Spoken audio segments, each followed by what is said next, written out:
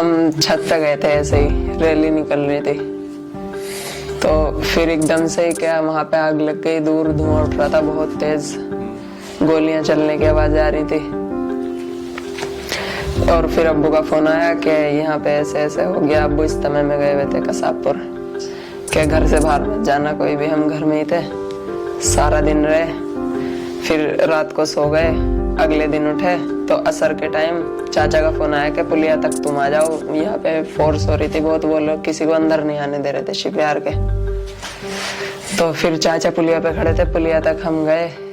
जैसे तैसे बहुत पत्थर हो रहे थे रोड पे, फिर चाचा ले गए थे वहां से। फिर वहां पे एक घर में रुके हम 2-3 दिन। वहीं पे उन्होंने फोटो खींचा था मेरा।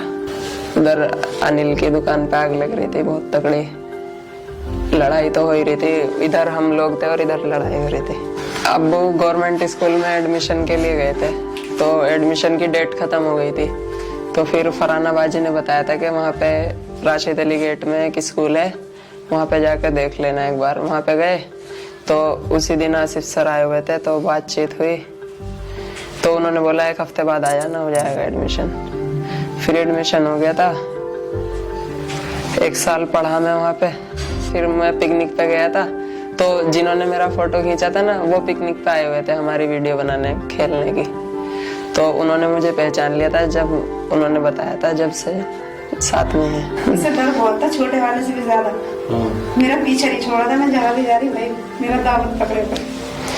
बहुत आवाजें आ रही थी ना वहाँ, बहुत ज्यादा। और बालों का ये था नहीं से छोड़ा नहीं। और हमें डर था बहुत। फिर हमारे सामने आंटी रहती थी, हिंदू थी वे भी, तो वो बोली कि बाजी लड़की थी, वो मेरे से कम एज थी उनकी, कि अपनी लाइट बंद कर लो, आने वालों को ऐसा लगेगा जैसे कि यहाँ कोई नहीं रहता, हो सकता तुम सेफ रहो।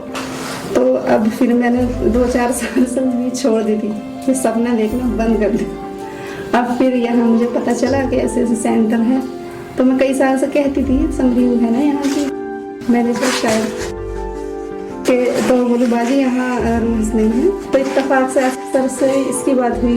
उनका दाऊद मेरे बारे में बात करना है, ऐसे ऐसे वो मेरी मम्मी पढ़ना चाहती है। तो उन्होंने समरीन को फोन तुरंत ही करा, तो उधर से समरीन का फोन आया मेरे पास, कैसे ऐसे कल आ जाना। तो मैं जाने लगी हूँ। I am living Shibbiha. I have studied Urdu and Arabic language. I want to become a teacher.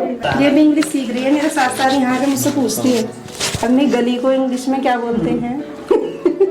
बताओ छत को क्या बोलते हैं इंग्लिश में, बोलो जल्दी बताओ अंकल को, बताओ जल्दी। बता दो छत को क्या बोलते हैं, फोटो आएगा आपका।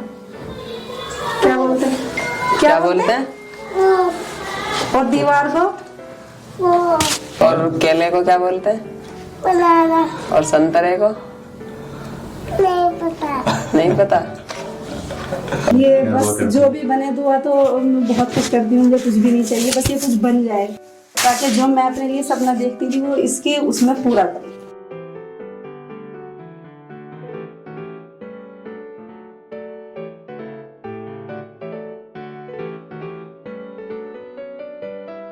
परेशानी तो यही है, बस अब्बू का काम चले तो हमारे भी खर्चे पूरे हो जाते हैं, और रोज के पैसे चाहिए रहते हैं, स्कूल जाने का किराया और रोज के छोटे छोटे खर्चे। काम चले तो पूरे हो, नहीं चलता तो परेशानी तो रहती है।